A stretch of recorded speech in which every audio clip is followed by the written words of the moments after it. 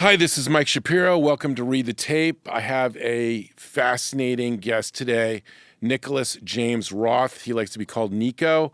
What's interesting about this is that he came here illegally for the right reasons. They escaped horrors, really terrorism, at age 7 years old to see your apartment being blown up, to escape that and to see the success that he's become, and now, of course, is legal. I think this is really appropriate during this period of time where all of these immigrants are being demonized. And frankly, there's reasons that some of these people come here for because they want to survive, because they want a better life, because they're escaping horrors. So stay tuned. Welcome to Read the Tape. I have one of my all-time favorite people, Nicolas James Roth. However, he calls himself Nico. We can talk about how that happened, but I love this guy's attitude. He's always positive. His charisma is unbelievable amounts of charisma. And so let's talk about Nico. Nico, welcome. Hey, thank you. That's good. It's funny, I told my job, because I have one of those, that I couldn't come to work today. But they're like, but you're at work. I'm like, well, I'm leaving early. They're like, okay, well, what are you doing? I'm like, I'm doing a podcast for Forbes. They're like, no, what are you really doing? They're like, where are you interviewing at? I'm like, I'm not quitting. I'm just going to go do a podcast. They're like, all right, well, good luck. Well, thanks. I'm going to need it. But yeah, I'm here. I'm excited to be here. He wanted me to talk about a little about immigration because I'm an immigrant. Now I'm an American. And my mom's also an American. My brother's also an American. We've been here for 31 years. So basically what happened for us, and this is not like a sad story or woe is me. I'm not like, ugh. Okay, this is just what happened. So I love the fact that I don't even answer a question. This is awesome. All right, this is exactly what happened. Okay, this is okay. great. So it was 1992, and there was different terrorist groups, right? There was like this terrorist group that they called themselves. I wrote this down so I could tell you. It was called Sendero Luminoso, which means lighting the path. And this is in Colombia. So this is happening in Peru. Okay. Because my mom had a really big-time job in Colombia. She worked for the embassy, and the embassy for Colombia was in Peru. Okay. So she was in that building working there, and these guys that were basically terrorists would come and just blow cars up, blow up buildings, blow out the power lines, blow up water. We wouldn't have water for weeks or electricity at your house. And you remember this? I was a kid, yeah. I remember, in Peru? Yeah. Okay. So then at one point, we were coming home, and there was like a car bomb in front of our house. Wow. So we walked upstairs. I remember I was really into carrying groceries at the time. Like, I was like, dude, I could do this. And I would walk up with all the groceries. That was my thing. And I think that's what Hulk Hogan did to get big originally. Yeah. So I did that. I'm like walking upstairs with all the groceries. That. And I'm I like, do see you with groceries all the time, by the way. Yeah, I carry groceries in a duffel bag. I live inside of a bag. But yeah, so I'm carrying all these bags up the stairs, and I opened the door, and the window, we had a nice place. It busted open. Like the whole glass blew through from the car explosion downstairs. Wow. So we all went to the doctor that day. And at that time, we also had some other things going on. Like the building. How old were you then? I think I was like a kid, like probably 7 or something. So at 7 years old, you experienced a terrorism attack. Oh, like several. Yeah. Physical. It was a normal, dude, in Colombia, it's normal. Like in Colombia, Peru, it's totally normal to see shit blown up. You're like, oh, there's another one. It's like a normal thing. It's like here, I don't know, dude. It's like getting pulled over in Irvine for doing nothing wrong. That's normal. Like, You know what I mean? It's like that's just what it is. So we do like the town of Irvine, though. Let me just look at I love Irvine. Yeah, it's great. It's very safe. Love it. A lot of great Korean people. Love Koreans. Oh, my gosh. Anyway, yeah, no, I love business Koreans. Really love Koreans. Speak Korean a little bit. Not going to lie. All right, so anyways, long story short, we were there, and my mom worked for the embassy. She shared the building with, it was Israel. It was hold on, I'll tell you right now. It was basically Israel and the British consulate were in the same plaza in the DEA. So the Drug Enforcement Agency, right? Israel, and then the British consulate were in the same building. It's like you guys and these people, right? Same building. So they received a lot of death threats, and the people that worked in the building for the Embajada of Colombia their kids were getting kidnapped. So we had death threats and kidnapping threats of me and my brother. They said, we're going to come to your work. We're going to know when you go to work. We're going to watch you. We're going to take your kids, and we're not going to bring them back. You're aware of this? Oh, yeah. My mom told us, hey, don't go anywhere with anybody. Don't go to the front of the school. Don't go outside. Just stay in the classroom because you're going to get kidnapped. Like she would just tell us, you're going to get kidnapped for sure. people were getting kidnapped. So we were like, oh shit. So I was like, maybe we should bounce. Like, this doesn't sound very relaxing to live here anymore, right? Right. And at that same time, we just had a shitty dad. Like, he was just not very good at life. You know, he was going through his own stuff. He's an alcoholic and a drug addict. And he would just show up places to get money from my mom, because my mom was like a successful person there. She went to college and went to school and worked really hard. So he just, wherever we moved, he'd show up and demand money. And if he didn't get money, he'd become very abusive with all of us. So at some point, we're like, we just want to let this guy in. You know, we just let him in. And he lived off my mom for a long time. So that was kind of like what caused my mom to think this is probably not a good environment for my kids, right? So she was like, all right, I'm going to leave here. That's an incredible story. I mean, you saw, like massive horrors as a young person. I mean, awful beginnings. I mean, to see violence like that, to be, exposed to that. So honestly, it was a blessing for me, because I just looked at it and I'm like, all right, this is like as bad as it can get. So anything other than this is freaking great. So when we came here, and that was not that easy either. Like, people think you just show up here to get free health care and you're dialed in. People are like, hey man, just go that way, you'll get rich. It's not like that, dude. When we came here, like, my mom gave up everything. She gave the lady her apartment, everything, and just brought a briefcase with some pictures of her and us, and then some clothes. And we came here secretly to avoid my dad, which had been literally trying to kill my mom and take us away from her the whole time we were in Bogota and in Lima and anywhere we went. And he would call every year in California on Christmas, I'm going to kill you. Every year. And we were just like he'd call, hello?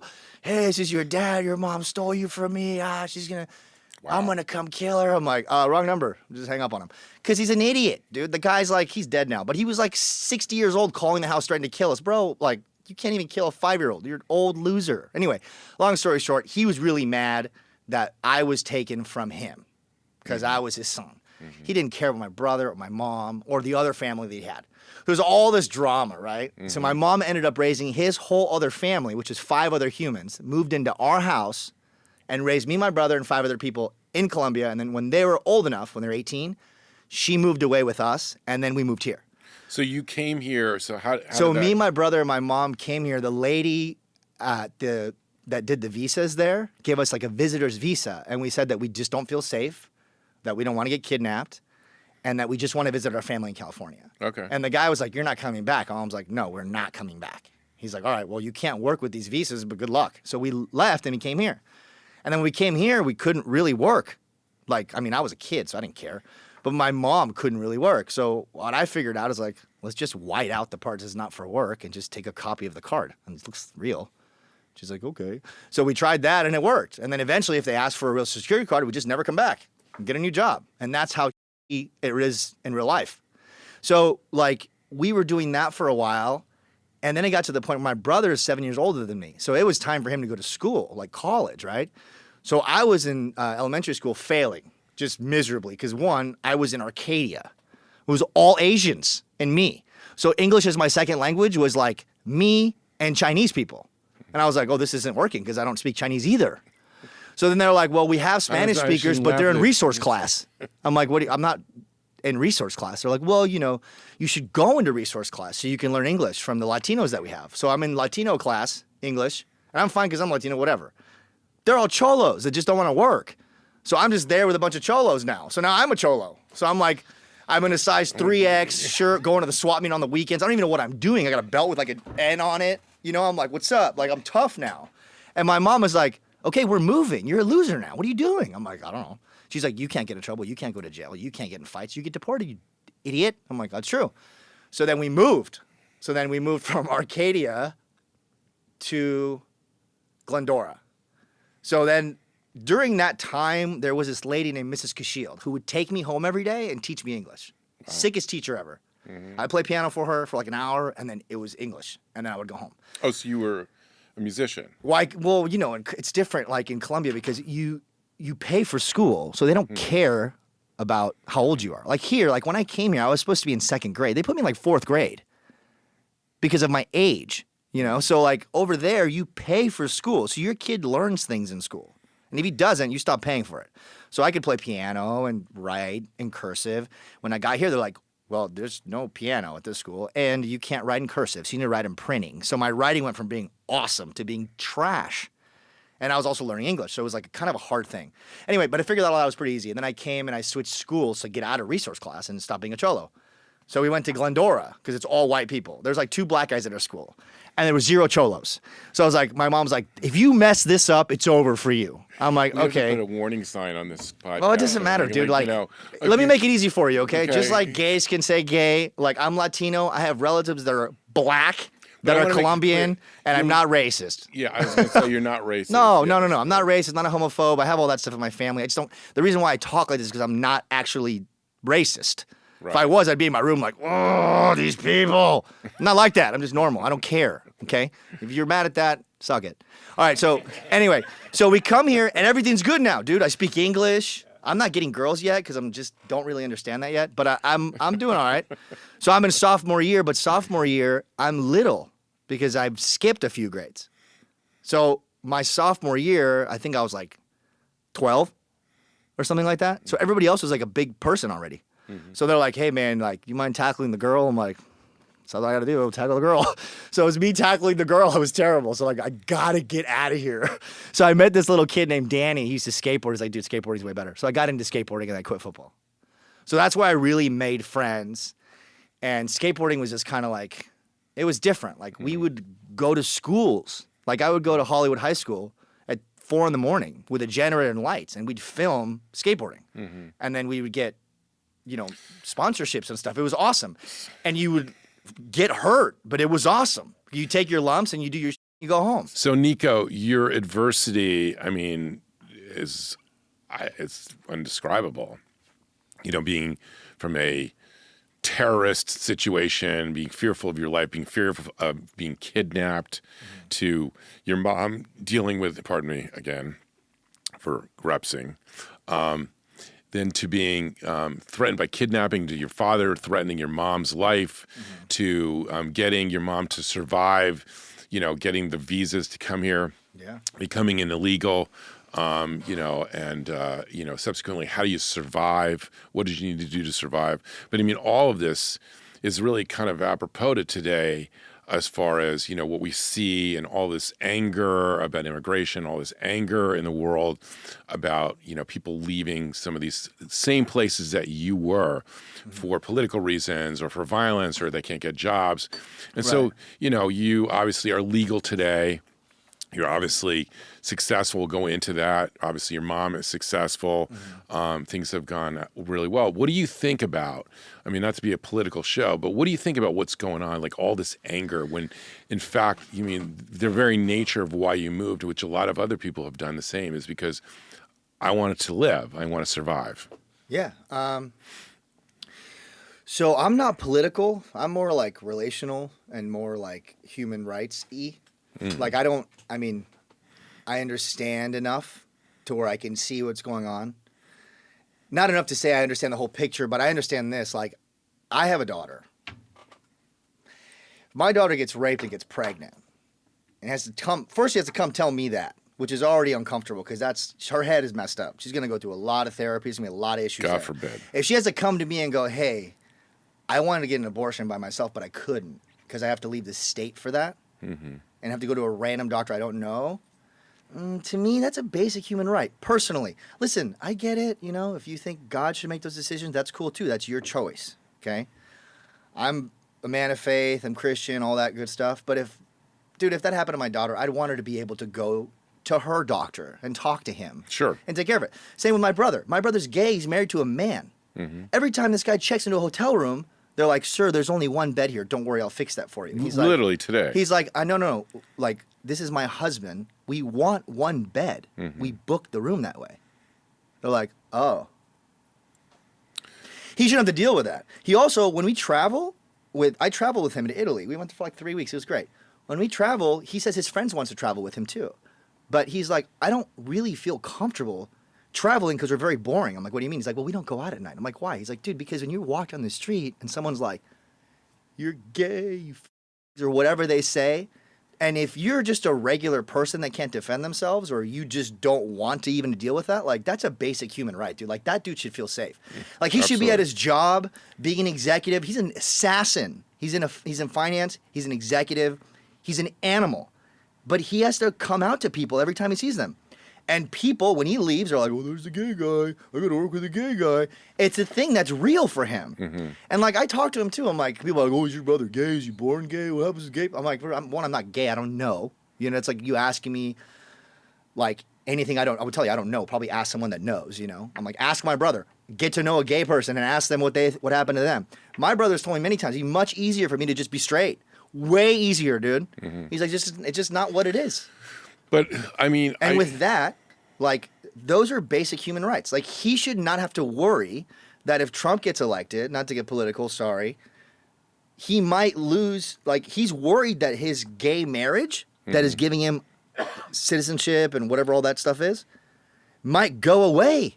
Mm-hmm. And he may not be an American, not be able to become an American because he's married to a guy that's an American. Like, he's worried about that. I'm like, that's not going to happen, dude. It's 2024. He's like, it happened before, and they had to bring it back. I'm like, that's true. I'm not aware of it because I'm not looking at that because I'm not. So for people to come in and just be like, oh, they're eating dogs. One, I'm not a felon. Two, I've never eaten an animal that's a pet. Well, you don't live in Ohio. I don't care. I'm kidding. If I lived in Springfield, I would not be eating animals, okay? All right, the absolutely. Asian people, no one has any evidence of eating animals. They are, maybe, whatever. I know tweakers in California eating animals. Oh, well. Who are those guys? But, so for me, for people to think that immigrants are felons, they're bad people, they're all from prison, they're getting here and they get a free ride. It's like, one, none of us want the jobs that you guys have because we can't get them. You don't get here and someone goes, oh, this is what you got to do to be successful. You're just like, you can't tell anyone you're illegal because you don't know them. And you don't want to do anything wrong because you don't know what's wrong. And when it's time to go to college, you can't go to college. You have to go to a junior college and transfer out because you can't just get into college. Mm-hmm. So what the hell was the point of school for me? I'm like, this is stupid. My SATs are going to be awesome, but I do nothing with them. My brother had to go. He had scholarships and all that other stuff. Had to go to a stupid junior college in San Diego and transfer into university. Do all that BS just because he wasn't born here. And to me, that seems crazy. But listen, whatever. He went and did all that stuff, and he's successful, and it's great. So I think America's a great place. I think everybody originally came here because they had a dream or hope. None of us were born here. Like, Irvine has all the money. The Irvine family has money because they were not wussies. They walked across the Rocky Mountains, and they avoided some arrows. The rest of you guys that settled out, you should have kept going. That's me. I was like, if I could just get over there, that's way better than over here. Literally, if I got here and got a job at Taco Bell and worked at Taco my whole life, I would be infinitely happier than seeing my mom get the shit kicked out of her house. Right. Period. This is an amazing story. I mean, you know, of survival. I mean, and I think that this is important that you share this, you know, all the time, because I think that it's just being demonized of why people come here and what they're doing. And so I think this is, you know, I'm from an immigrant family, for heaven's sake. Almost everyone in this nation has been from an immigrant family. They forgot, but yeah. And so, like, demonizing that situation, not to be political, is an awful situation. I want to ask you one other question, and let's move on to this is a business show, not about. I just wanted to touch on this because this is a part of your being and part of the drivers and extraordinary success that you've made of yourself, considering the adversity. But what do you think about legal versus illegal immigration? Do you believe that it should be somehow legal, or the systems should change? Or what do you feel about that, if you don't mind me asking? I don't know, dude. I'm not in a position where I know how that would even work. Like, for us, that wasn't an option. Like, no one's like, oh, you want to do it legally? Just fill out these papers. Like, it just wasn't a thing. And we were not in a position where we could wait. I remember we asked, and they're like, yeah, you got to go back to your country for 10 years. And we're like, okay, we go back for a day. Dad's going to kill my mom. Period. Literally. Like, no joke. He was horrible. Terrible. So for me, if there's a process where you can come here legally and it's like a thing you can actually do, that'd be great. But not everybody should come here. I get it. Like, I mean, let's not just, you know. I don't know. I'm not there. I just know my situation. And, like, I know a lot of people that are immigrants. I also know a lot of people that are, like, really, really nice, great Americans. And they like the stuff the way they like it. And they have their opinions, and they should. You know, I have people like one of my uncles, not my real uncle, but like a step uncle through family. He grew up like in Kentucky, and he used to walk down the street and see people hanging from trees. And his dad would say, well, who knows what they did? And he kind of thinks like that still. And I'm like, blown away. Mm-hmm. But he's like 70, and he's not changing his mind, you know? So I'm not over there like, hey, man, You really gotta, dude. Come on, you know what I mean? That's All right, so Nico, you're really smart. I mean, I remember the Thanks. first time I met you. You came in with this. I think you were what a surprise in the gym, and you were wearing sort of like yellow glasses. You were brands. I mean, you had this amazing attitude. You walked in, filled the room up like it's Nico is in the gym. And I think I just yelled at you, "Hey, you!" Because I just love that attitude. I love that charisma. I mean, I just always find people have that. Always interesting. I always have to talk to them. So, from this beginning of your life with all this adversity, I mean, most horrible things, to coming here to becoming successful. Let's talk about the success. Is this part of the journey? How did this happen? Like, what was your first success? Because you talked about buying your first home. Okay, so the first thing I did ever that I remember, because my family just asked me this, like I saw them all in Florida, and I actually found 2 family members that are successful. I thought we had just a bunch of lazy people in the house. These 2 people, there's 3 of them now. One of them does all the fireworks, like all of the fireworks for everybody famous. Bono, and anyone that performs, Travis Scott. He imports them from Bogota. They come here based on a relationship he has with them, 30 years. And then Jay-Z and their team pick up the fireworks. Disneyland, everywhere. He's a pyrotechnician. He just brings in the fireworks from Colombia and just, they're here. And then people pick them up and do whatever they do. So he imports this. He imports them from Bogota, yeah. Okay. And then my other family member imports like animal vitamins. I don't know. They're both doing good, which is pretty cool. But they asked me, they're like, well, what do you think is the most important thing about success? And I'm like, okay, I'm not doing this, but I'm here to hang out. They're like, well, what was your first like sales deal? I'm like, oh, I remember that. So I was 4 and I wanted to ride a bike really bad, but we didn't have a bike. So I was like, fuck, dude. So I was trying to find this bike and I found this kid who had a bike. He didn't want to share his bike because you don't share your bike with people. They steal it. You don't go, hey, bro, try this out. It's gone, bro. And if that guy's bigger than you, it's gone. He doesn't care. He's like, later. It's like that. So he's like, no, I'm not giving you my bike. I'm like, no, I don't want your bike, dude. I just want to learn how to ride a bike. He's like, no, your dad should show you that. I'm like, all right, whatever, dude. So I go home, and I'm like, well, what do you want? He's like, well, you have this really cool flashlight. I'm like, okay. So I didn't have that flashlight. It was my friend's flashlight that I had borrowed. So I went to his house, and I'm like, what do you want? He's like, chocolate coins. I'm like, got you. So I'm like, Mom, I need chocolate coins. He's like, you're not getting chocolate coins. I'm like, I'm getting chocolate coins. So I went and bought some chocolate coins, went to that dude, got the Goodyear flashlight, went to that guy's house, and I said, 5 hours. He's like, no, 2 hours. So in 2 hours, I learned how to ride a bike by myself. And that was my first deal. And I said, dude, I don't need money to make deals. I could just make deals with people. A great story. I could just make deals. Like, all I have to do is talk to them and see what they want. If I get them that, I get what I want. Well, yeah, I was like 4.5. So 4.5 years old, you are understanding barter, exchange, Forex, basically, and the value of things. Forex, I don't know what that is. Oh, currency trading? Yeah, currency trading. Okay. So you basically understood the value of being a trader, the value of a business transaction, and what people value in between at 4.5 years old. How nice this guy is. That's pretty amazing. That's extraordinary. Okay, what's the next success? I've never heard anyone say about this is great though. It's the first thing I did. I was trying to think about the first sale because I know I started early because we didn't really have anything like we couldn't just go buy shit. That was the thing people didn't get. My friends were like, bro, just go get Adidas. We're titling us the 4.5-year-old entrepreneur, but that's all right. Go ahead. Okay, yeah.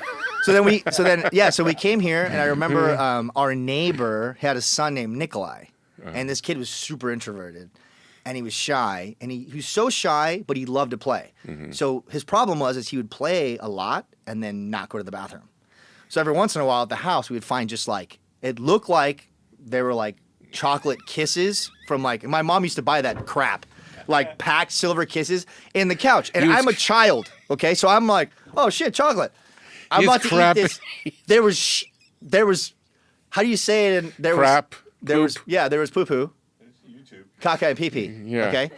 You were eating I wasn't eating it. I found it and I was like, oh, yeah, this is a problem. I'm like, hey, are you just happen to be defecating yourself? He's like, what are you talking about? I'm like, all right, well, something's wrong. There's a rat pooping in the house. Because my brother. And he's like, what do you mean there's a rat? Mom hates rats. I'm like, all right, well, Mom, there might be an animal in the house. And she's like, I'm not coming home. I'm like, fuck.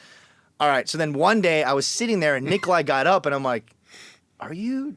He was like, no, that's not me. I'm like, okay, well, this kid's 5. Okay, so it's not him. So I told his dad, I'm like, hey, he's all, yeah, dude, we don't know what to do. I'm like, do you still have horses? He's like, yeah. I'm like, what about this? I'll teach him how to go to the bathroom. You teach me how to ride a horse. He's like, all right, deal. So I had him pooping and peeing right away, like in an hour. Okay, so wait, you're a therapist. Yeah, because there's no other way, dude. I couldn't get. People don't get it. People didn't. There's no other way to get things. Okay. There's only way I make anything happen is deals. You were a therapist for a kid out at bathroom Nicolas, problem. yeah. Nicolas, and do you keep in touch with Nicolas? I do. Yeah, He's a great kid. Is he living in the States? Or he lives? Yeah, he lives in Arcadia still. Yeah, we got to bring. I wish I had Nicolas here. We talked to his parents because his parents were my friend. Like Keith was like my buddy. He was like a fake dad to me. Right. You know? So he would always do stuff with me, and he'd be like, "How do you not know this stuff?" And I'm like, "Bro, I only know what I know. Obviously, if I knew, I wouldn't be just bugging you about it." So he was like, traded your therapy services for. Yeah, but to be fair, Nikolai was a really fun kid to hang out with. Yeah, I'm not arguing that, but you helped him tremendously. Oh yeah, for sure. And then like that's kind of how. So that's kind of how I got things done. So then Keith showed me how to ride a horse, which is really cool. And then we would go, and I would go and take care of the horses. So after school, I'd go take care of the horses, clean the stables, do all this shit, so I can go horseback riding. So we'd always go horseback riding. So that was really cool. And then I kind of built relationships with my neighbors in that way. So no barriers to entry. If you want to do it, you're going to figure it away, regardless. Well, yeah, I mean, if I want to do it, why wouldn't I do it? Yeah, that's how I think. Great, but that's amazing. You're going to figure it out at all these ages. All right, go ahead. Yeah, I mean, the rest of this. It's like, just think about it. Like right now, if you were stuck in New York and you needed to eat and you didn't have money, you'd figure it out, right? I mean, you'd borrow money. Most people probably wouldn't. You're unusual. Well, I get hungry and I want to eat, so I'm going to figure it out. So I did that. That was pretty cool. So from there, I closed this chick on me, my boyfriend, at school. And she was really bright. I remember. How old are you at this point? I was in high school. I was like a sophomore in high school. And I was skateboarding, and she. So you're a really good skateboarder. Oh yeah. Was that your sort of? That's all I cared about. So that was your thing. You were the skater. What do they call it? Skater. At that time, I was a Hessian. You know what a Hessian is? I have no idea. So back then, there was two kind of skaters. There were like these fresh skaters that were rich. Mm-hmm. Like they had the best stuff on because they were sponsored. Their parents had money. They were like those kids that got to skate from 2 to 18 at like the best skate parks. Those kids were like, nobody liked those kids because nobody knew those kids. They lived down here. We lived up there. And then there was another choice, which is just to be a dirty skater and just label yourself something cool. So I was like, I could do that. So I was really into like Tommy Lee and glam and butt rock and 70s rock and roll because I didn't know about it when I lived in Colombia. When I came here, it was the best music. My mom was into the Beatles and like all kinds of stuff, Chicago and all those good stuff. So I listened to good music. We'd clean the house with music on. That's what we did. So anyways, long story short, I became a Hessian. So really it was out of necessity because I couldn't dress. Like my mom was like, we cannot keep this up. She's like, I can't spend $100 on a t-shirt and pants at a skate shop and then spend $100 on a skateboard every 3 months. It's impossible. I'm like, all right. So then my friend's dad was a pool man. And he had all his outfits from the 70s. So we would go to his house and just go shopping. So I'd wear his mom's pants because they were tight. Back then, no one wore skinny jeans. So I was wearing skinny jeans with holes in them that were from the 70s. And like just fur coats with no shirt, leather jacket, no shirt. I just go to school. And people were like, what are you doing? And I'm like, whatever I want. And that's what I kept doing. And it was like, I didn't know back then, but that was something that people actually do. Like the Stoics, some of the Stoics used to wear, like Nero, he used to wear blouses. So when people made fun of him, it didn't affect him. So because I dressed like a degenerate, did whatever I wanted, nothing really, when people were negative to me, I'd just be like. So you have no fear of failure. I just don't care. Like, because one, why would I care what you think about me more than what I think about me? That's stupid. You're having stupid thoughts all day long. That's true. You ever sit around just like watch your thoughts? You're like, that was super stupid. That's unrealistic. You know? So for me to worry about what you think about me is just, it makes no sense to me. But I mean, think about where you came from. I mean, like, this is nothing. I mean, you had to survive. I mean, where you came from was unbelievable. Horrible. So, like, you could be yourself, and that was... Yeah, that was helpful for me. Yeah, it was super like, good. I don't care. So then that girl liked my friend, because my friend was like, he was actually cool, and he dressed nice, and he had, like, a car. So I was like, that's a good choice. I'm like, but you know what's a really good choice? She's like, what? Me. She's like, why? I'm like, because I have nothing, but I will have everything. She's like, how? I'm like, just let's start with world travel, anything you want forever, and you can count on me. She's like, okay. Wow. So I sold her on not dating Steve. But I talked to Steve first. I'm like, hey, I'm going to give her a sales pitch. She's like, you can have her. I'm like, done. So I stole her, and that was my chick. So there was honor. Well, I let him know. I'm like, right, I'm going to he's take her on. no matter what, but I'm telling you now, so we can get in a fight now or afterwards. He's like, no, I don't want to date her. Go for it. I'm like, cool. So I closed her, and she was really helpful because she believed in me. Are you married to her now? No, I'm married to Brittany. She was a psycho later, but she was Okay, awesome all right. at the time. I couldn't see, when you get older, you start to see people coming, you're like, and you just kind of stack them. Like, for me, I don't get mad at people. I'm like, oh, this is this kind of guy. I just put them there, and I treat them accordingly, and if they change, good for them, But I don't think that people just have random things they do. People have patterns. Like when someone's like, oh, sorry, man, I lost my cool. I never act like that. It's like, yes, you do. That's you. That's bullshit. So for me, I didn't have a lot of that yet. So like, I noticed it later. So I dated her for 2 or 3 years in high school, and then she had to go to college, and she went to La Jolla. She got University of San Diego. She's really smart. She got like a 1365 on her SATs. And she's an actress. She's been an actress since she was like this big. Mm-hmm. She was in like van skateboarding commercials and shit like that. So I'm like, dude, she's German. She has blue eyes, great rack, and she likes me. I win. I beat everybody. It's over. What else could you? What else could you want? Like, and her parents, her dad Gary was successful, and her mom was fake successful. So like, that was good for me, The original influencer? Yeah. Well, she was like driving a Mary Kay pink Cadillac, which means that you sell a lot of Mary Kay. Right. And Gary was like, I'll explain this to you later. I'm like, you don't need to explain your life to me. No, I'm good, dude. And he came by later. He's like, she has a pink Cadillac because if you go upstairs, she just buys everything on my credit card and she never sells it. So she doesn't actually, she's not actually successful. She's just wants to rank with her girlfriends in this stupid company. I'm like, oh, wow. I'm like, what about you? He's like, I just want to sleep with her. So it's kind of like, I'm like, oh, that seems like a good deal. So he kept that going for a while. I'm not sure if they're together anymore, but her actual dad was really successful. He owned like 20 McDonald's and he lived in Newport Coast. Mm-hmm. So she said, hey, you got to come meet my dad. He's really going to like you. And I'm like, what's going to like me? And just. So you have a unique ability. I talk about this, like read the tape. I'm not trying to bring it back to my book, which is over there. Anyway. Great book, by the way. Thank you. Thanks for reading Really well written. Or listen to it. I don't listen to it. I read it first. Thank you. So I appreciate that.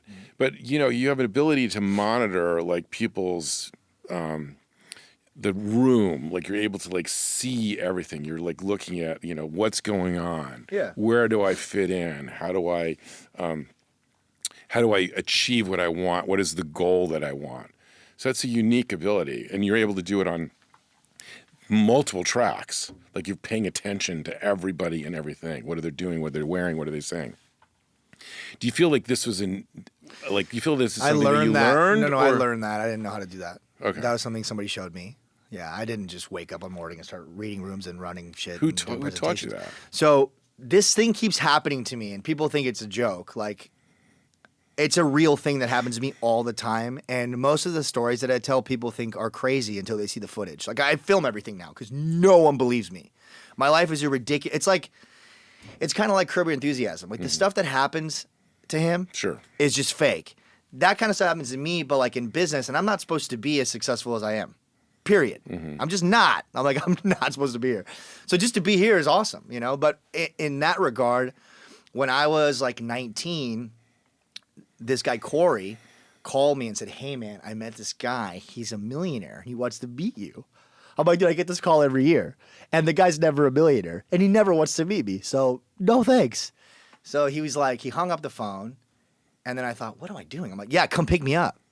He's like, well, what happened? I'm like, what if this guy is a millionaire? Come get me. He's like, oh, but we don't have gas. I'm like, are you stupid? Give me the address. He's like, no, I'm going to pick you up. I'm like, okay. So he came and picked me up, and we drove to Irvine from Upland, where I lived with my mom. Irvine is the center point in a lot of this stuff. Everything is Irvine. Dude, when I found out about Irvine, I was like, you guys should not tell me about Irvine. Like, I'm going to own Irvine. Okay. So I got to Irvine, and I walked into a building with 300 people in it, and I could tell instantly it was not some rich guy wanted to meet me. It was like one of those pyramid things, like Mona V, or it was multi-level marketing, to be correct, or MLM, or network marketing, which I did for many years, which I like. So I got there, and they put me with this really hot chick. Her name was Tanya, and she was like a J-Lo, like that level, and she's Peruvian. So she was talking to me in Spanish and touching my leg, and I'm like, all right, how much is it to join? She's like, it's $1,000. I'm all, I got that. She's like, all right. I'm like, if I give you $1,000, you meet me tomorrow? She's like, yeah. I'm like, all right, cool. I was single at that time, by the way. So anyways. Well, that's good. Yeah, it was a good thing. So I met her at Starbucks. Right. And I'm like, where the hell is she? And she didn't show up. And this other dude showed up, which is the guy that actually does things. Mm-hmm. He had like some issues personally that he was dealing with, so he didn't show up a lot. But when he did, he was really good. So he came in, and he was what I thought he was wealthy, because they told me you're going to get to work with this wealthy gentleman. And I'm like, oh, wealthy gentleman. Okay. And he came in, and he looks successful to me. I'm like, okay, this guy's like wearing the right clothes, whatever. Let's see. So he's like, listen, dude, all you have to do is sign up 20 people a month and get them to buy the phone product, and then you're going to make like $5,000 a month. And I'm like, oh, that's not enough. He's like, what do you mean? How much do you make right now? I'm like, well, nothing, but I want to make more than 5. He's like, well, what? I'm like, how much do you make? He's like, well, that's not important. Well, it kind of is, because you're signing me up with this stupid job. I just paid $1,000. He's like, well, I like to make at least 10,000. I'm like, all right. So how do I do that? He's like, you got to sign up like 50 people and get promoted. I'm like, okay. So then I went back to that office every day, and nothing happened. So I dude, I'm not kidding. I must have brought 1,000 people there in 6 months. No joke. It's like, but listen, it was good though, because I eventually figured out what to do. I was just sitting there, and the only guy that was making money was the guy doing the meeting. So I just memorized the meeting, and then he didn't show up one day. And I did the meeting. And then the guy that owned the building was like, you're doing the meeting from now on. That's great. I said, what about? He's like, forget it. He's over. Forget him. So anyway, at that point, that was 9 months in. I had made no money, and I'd spent about $12,000 just surviving on a credit card that I got from some girl at U.S. Bank by accident. Mm-hmm. And my 9th month, I got a check in the mail, and my mom got the check, and she was pissed. I was like, what's wrong? She's like, I don't know what you're doing. You're going to get us all deported. I'm like, what the hell did I do? I'm not doing anything bad, I swear. No drugs, no alcohol, no fights. Remember, that was the deal. She's like, yeah, you got a check for $20,000. So what are you doing? I'm like, oh, I'm selling phones and stuff. She's like, go give this guy this check back. I don't know what this is going to be. I'm like, it's not a guy. It's from a company. Look, it says it's a real thing. Go look it up. It's like a $20 million company, I think. Mm-hmm. She's like, well, it's not going to cash. I'm like, all right, whatever, Mom. Give me the check. She's like, okay. She gave it to me, and I went and I cashed it. I'm like, hey, it worked. She's like, you need to quit that. You're going to get arrested. She thought it was a scam. Like, she literally thought it was illegal. And it's funny because a couple years later, Trump was our celebrity endorser. Wow. So Trump, he's like, hi, I'm Trump. I'm like, yeah, I know who you are, bro. Like, what are you doing here? He's like, oh, I'm doing all your speeches. I'm like, you're doing all our speeches. He's like, yeah. So he'd come to the front of the room, and he'd be like, oh, my God, this is a great company. This is the best company. This is the best company. And we're like, he's like, look at the women in the front row. Look at the breasts in the front row. This is a great American Christian company. He just was talking about the women at the company. And the guys in the background are like, there are these 4 Christian dudes. They're like, we're paying $1 million for this stupid speech. And then he got better, though. And they put him on a video. They're like, we're going to make him in a video. So in the video, I put on trance music and turn off all the lights on Tuesdays and Thursdays and open the back door. And all the 18 to 28-year-old humans came in, and some old people, too. We let them in. And I played the video, and it'd be Trump, and he's like, welcome to... This is a great company. This is the best company. As a billionaire, I can tell you, you've made a great decision. This is a great... It was just him saying how great and tremendous and amazing it is. You know, he's got 4 words in his vocabulary. So he's super articulately terrible at everything. But anyway, so he did all that, and then I got to meet him a bunch of times, dude. Like, I was in Maryland and President's Club on the roof. He came in. He didn't shake hands back then. He's a germaphobe. So he's like, nice to meet you, young man. You're very successful. I'm like, all right, cool. And then eventually he, like, disappeared. And then I was like, I do not want to be bringing people to meetings when I'm 75. So I need to quit doing this. So I quit doing that. And from that, I opened my own network marketing company where I was like, everyone's going to make money. So this is amazing that you knew instinctually, because this is something my father taught me, that whatever company you want to work at, it's okay to like sweep the floors, but what job do you want at that company? And what did he do? Did he sweep those same floors? So you immediately asked, upon entering that company, how much do you make? Because I'm not going to do this unless I have your job. Yeah. So that was just an instinctual thing that just came to you. That's incredible. That's unbelievable. I think I got lucky. Honestly, I really am starting to believe in Jesus at this point, because just stuff just goes, like, I feel like everything is happening for me all the time. And I think that's what happens if you believe that. Like, if you believe that the world is conspiring for you and you really want something, you're willing to do the work, it just seems to come together eventually. Like eventually, like stuff will work, you know. All right. And a lot of people don't get that. Like I think a lot of people are like, it hasn't happened yet, so I must change my vision and my passion. It's like, no, you idiot. All right, so you decided to do your own MLM company because you saw that because like, hey, these guys making all these millions, I can do this myself. And I wanted people to get paid because all my friends were broke. It was Right. me and 2 of my friends making money, and the rest of them were like, dude, I've been listening to these CDs and reading these books, and I'm broker. I'm like, all right. So I opened this company. So there was an altruistic aspect to this. You're helping others. Well, the whole thing was that. Like, in my head, I said, the guy's like, yeah, you just bring 5 of your friends and you train them, and then you and your 5 friends get rich. I'm like, seriously? He's like, yeah. I'm like, this is awesome. They're like, yeah, and you can make as much money as you want. I'm like, okay. And then one day the guy pulls up in a Jetta that's like 50 years old, and I'm like, all right. And I was like, I need a new mentor. You know, like I love this guy. He's cool. Like, I'll be your friend, but man, you're not really gonna help me get where I need to go because you can't even drive. Jettas are good cars. They're great I don't want cars, Volkswagen to get pissed at me. Yeah, I love Volkswagen. They make Lamborghini, whatever. So, anyways, yeah. So Good save. no, they're a great car. Yeah. Volvo's safer. Yeah. But yeah, I That's don't a know. good save. That's So the question was how I learned how to work the room was in doing that, in public speaking Okay. and that. And then as far as like this new company, the whole idea was that we didn't want to do MLM anymore. Because honestly, like Facebook and Instagram exist. And like, I don't want to be that guy in the video, like, you could make thousands of dollars a month if you just come to this meeting, because it's not true. Like, you have to actually do the work, and there's a lot involved. So this new company was like, let's just do a referral thing. That was my idea. And I'm like, what's that? I'm like, listen, you can't sign people up here, okay? No one can join you, okay? But if you own any businesses, you can refer those businesses, and I'll pay you on the businesses. So let's say you're like Mike Shapiro, big-time business guy, right? And you know 200 McDonald's owners, just a friend that owns 200 McDonald's. You give them the advertising that we do, which is really good at that time, and then I would give you $500 per store. So now now you're making money. You're managing the client for me. I'm just writing you a check and make sure they have the marketing they need. And that was it. And the people didn't even use the marketing half the time, and they still paid for it because it was so small. So it was back in the day when Instagram wasn't around yet. So the big thing was texting. And like nobody was doing it. And I had texted for the Lil Wayne ringtone, and it was like $40. I'm like, all right. So I call this company. I'm like, what the heck? You guys charging $40 for a ringtone? They're like, yeah. I'm like, what is this? They're like, it's a short code. I'm like, what's a short code? They're like, it's a server. It sends out a message. You can put your company on there. I'm like, where are you guys? They're like, we're in Irvine. I'm like, man, I got a better Irvine. Irvine. What's with the Irvine? Dude, so I drive to Barranca and Irvine, and I see this huge place with a bunch of servers. I'm like, what is this place? He's like, we're a hosting place. I'm like, I don't know what that is. He's like, I don't know. What do you want? I'm like, I want to send a text message to my business. He's like, okay, well, what is your business? I'm like, I don't know yet, but how much? He's like, I don't know, dude. I'm like, well, I was sending like 100 texts. He's like, 100 a month? Just give me like $50. I'm like, all right. So then I was sending these text messages. I'm like, this is awesome. So I just did that. I'm like, come to Subway and text 82222 for a free cookie. So you're driving by, you see a billboard, you're like, coupon for a free cookie.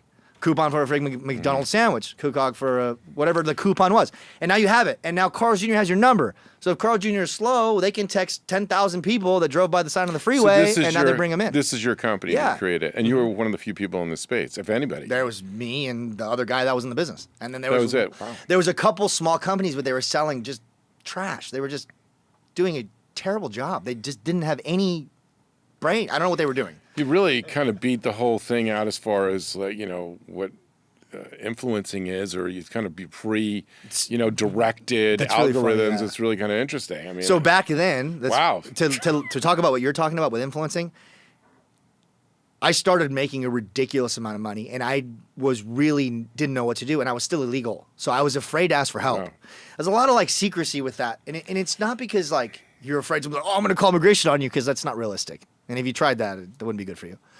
But at that time, my mom was like, just know that whenever you do something, you're endangering all of us. Like, look at did something stupid. She went and married some gay dude. Great gay dude, by the way. He kept dating his boyfriend, which, as he should and can, do whatever he wants. And unfortunately for them, somebody's watching him hook up with his boyfriend all the time and bring him home to the same house that my aunt lived at to pretend to be her husband. Wow. So they're like, hey, you're in big trouble. You're going to go to Colombia for 10 years. And she's like, oh, this is bad. Okay, my son needs to have surgery on his testicles because one didn't drop. So after that, I will go back. They're like, okay. So then she just drove and lives somewhere else now.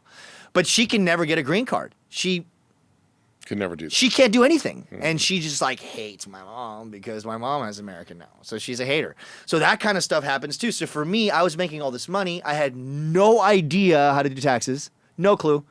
I had no accountant. I had nowhere to put the money. I had a bank account, but it was not geared to supporting that much money. And so I was like, well, it looks like I need to invest my money. So I just started investing all of my money. And I was living in an apartment in Newport Bluffs, a 1-bedroom. And then I had a Lambo, a Porsche. I just was like, well, I don't want to pay taxes. I'll just keep buying these expensive cars. But at the end of the year, my friend's like, do you want to spend $200,000 on taxes or do you want to buy a Lambo? I'm like, obviously send the Lambo. No. So I started doing this tricky American stuff, and I was just kind of like, oh, I know about that. I was just not, I was afraid to sound stupid too, because I didn't want someone to come steal my business from me. Mm-hmm. Like, what if I tell this guy my ideas and he takes it? I thought it was easy, but so I didn't know that no one was willing to do the work. I always thought ideas made money. It's like no action makes money. Everyone's got ideas. Mm-hmm. Everyone's got great ideas. Like, go do the work. So no one was willing to do what I did to get that to go. So that's why they were going to steal it from me. But at the time, I wasn't aware of that. Right. So I made it really hard. So then I went and bought a fancy house, and I did everything sketchy. I told the guy, I'm like, hey, man, like, come over to my office. He's like, no. I'm like, all right, well. So during this period of time, you're still illegal? Yes. So when did you become legal? Yesterday. No, I'm kidding. No, I think I was like 23 or 24. She was sharp. My mom does not get, like, my mom, you can't play with my mom. She's sharp. But, like, she was just nervous, you know, and she was like, remember, you're going to get us in trouble. I'm like, so she's like, you need to stop buying all this stuff. Like, the feds are going to find. I'm like, the feds love me. I pay so much money in taxes. Like, I've been paying taxes to my illegal social forever. Like, you know? But anyways, long story short, I went and got married. Well, I had met Brittany, and she wanted to get married. I'm like, no. I'm, like, killing it right now. I got so many girlfriends. I got Lambos and stuff. I can't do this with you. And she's like, all right, well, then I don't want any of this. I was like, damn it. So I'm like, all right, let's do it. She's like, okay. So we got together, and we were living together, and I just want to make sure it worked out because, you know, I thought I was pretty valuable. She brought a lot more than me to the table at the time. I just didn't realize it. Mm-hmm. You know, that's how it is. Usually, like, if you get a good woman, like, you're good. If you get a bad woman, you're still better off than if you're without a woman. Okay. Oh, yeah. But, having a woman is nice. So then I became kind of a kept man, and she looked after me, which I needed because I'm an idiot. Like I get an abscess and just go to sleep. Like, I don't know how to do normal stuff. The stuff I do know how to do, I'm good at, though. So I started doing that. I got married. I became legal. And then I started to talk to people about taxes. I got an accountant. I got a bookkeeper. I started, like, kind of go to events. I thought it was, like, safe to tell people I was legal now, so I didn't care, you know? Mm-hmm. And I was like, oh, now I could really send it. Well, it was the worst timing because, like, Instagram came out. GoDaddy did a Super Bowl commercial that says, hey, you can use our texting servers, unlimited texting, for $100. Oh. We were charging $4,000 a month per client. Wow. Or they would call and ask, like, it's advertising. Oh, it's just $3,000, no problem. They hang up. It's just like McDonald's accounting. Mm-hmm. It's like a bunch of hired people. They don't care. So they just kept paying it. But after the GoDaddy thing and Instagram, there was no use for us, dude. Every bit, I'm like, this is over. So you learned the hard way. I didn't see it. I thought technology was slower than me. I thought I was smarter than technology. Not true. You got to be Elon to be ahead of it. So you do. So that ended quickly. Oh, yeah, violently. Right. Yeah, it was great. So I'm in my house, and I'm seeing tow trucks drive by, and I'm like, well, the cars are in the garage, and we're good for now. Hope these guys don't see me driving around these cars, you know, because I couldn't. That was it. So what's next for Nico? Okay, so I met this guy named Mike Shapiro. Oh, there you go. And he's promised to help me. There you go. By giving me good direction and keep me focused. He wants to meet at 2 p.m. on Fridays. That's correct. I'll be his mentee.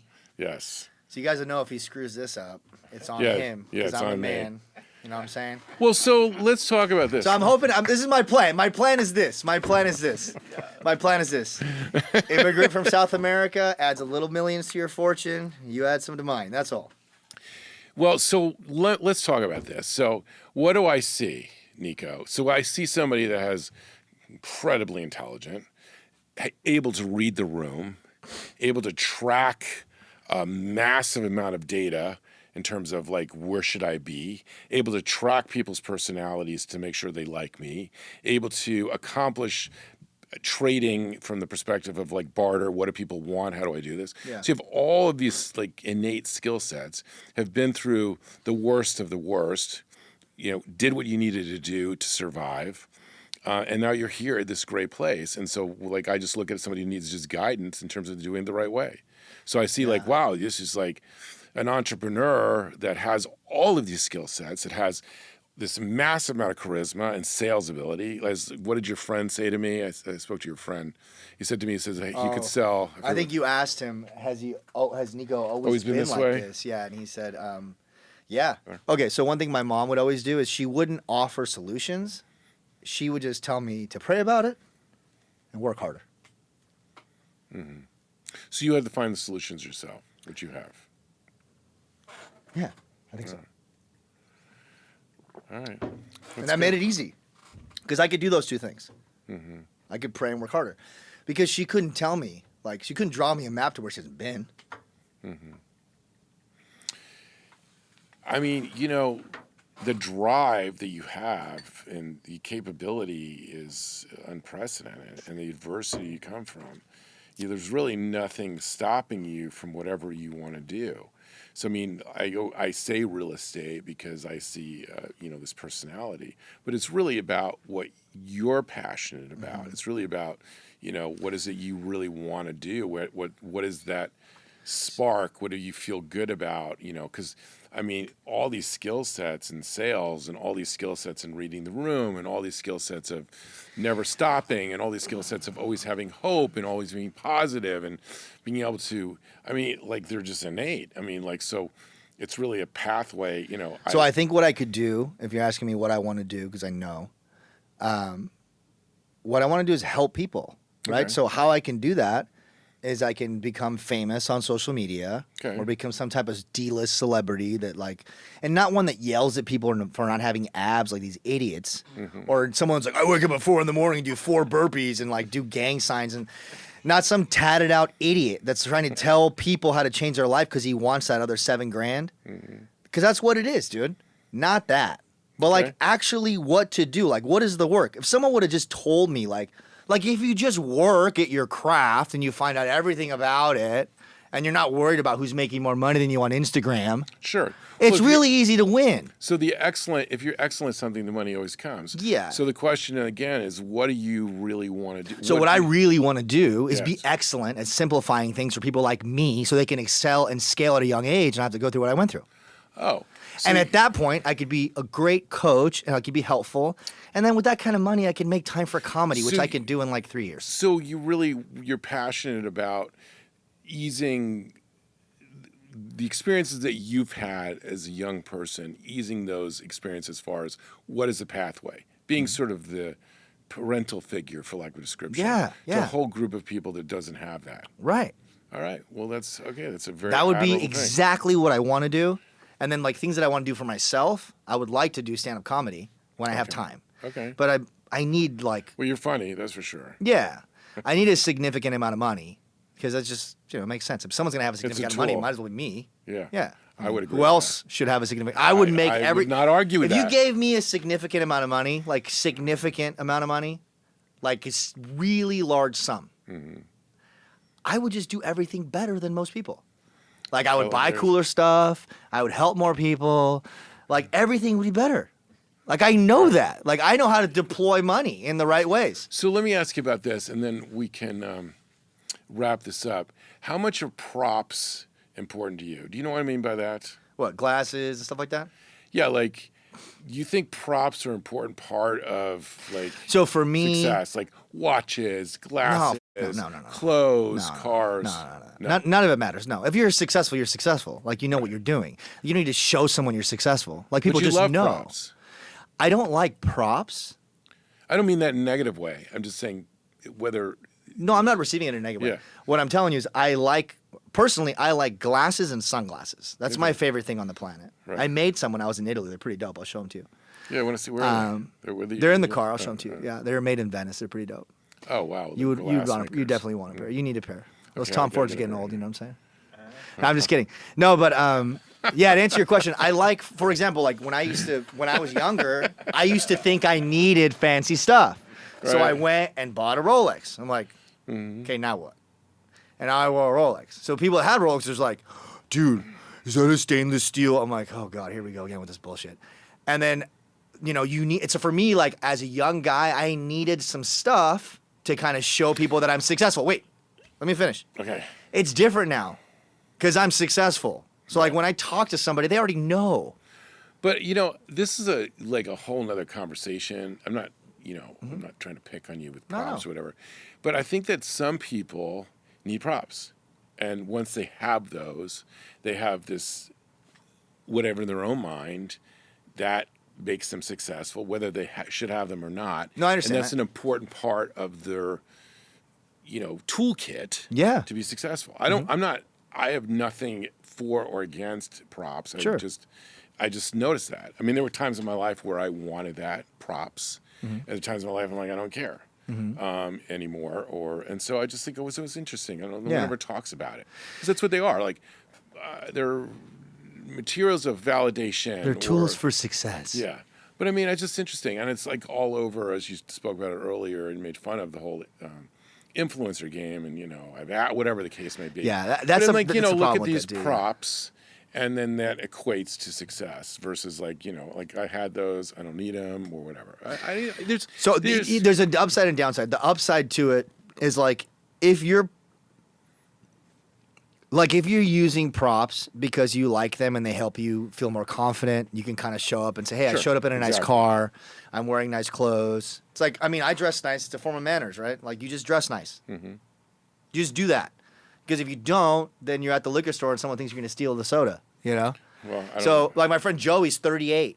He dresses like an idiot. He looks like he lives in my front lawn.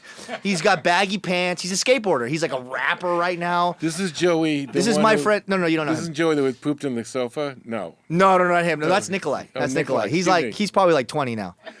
He's like 5. No, he's probably 30. I don't know. Who knows? But this other kid, Joey, he's like, maybe bro, you shouldn't tell him about the disrespect. I walked into this grocery store or the liquor store, and they're looking at me like I was going to steal something. I'm like, have you looked in the mirror today, bro? Like, I'm sorry, dude. Like, if I show up like a nefarious character, like, I would expect you to treat me like one. If I dress nice, it's because I want the respect, and I put these clothes together on purpose to show up nice to your podcast. You could be in a t-shirt. This is your podcast, but I'm not going to show up here These not are dressed my nice. props. Yeah, that's how you look rich. We're in t-shirts. Yeah, that's the best way. Yeah. Yeah. So for me, I think props are, if you need props, use props. You don't need to use props. But what I don't think you should do is look at other people's props and go, whoa, dude, I mean, once I get a Rolex, I'll be happy. It's like, no, you idiot. You're never going to be happy if you think that way. You just be happy when you're happy. Like people are like, now I'm happy, now I'm happy, now I'm happy, now I'm happy.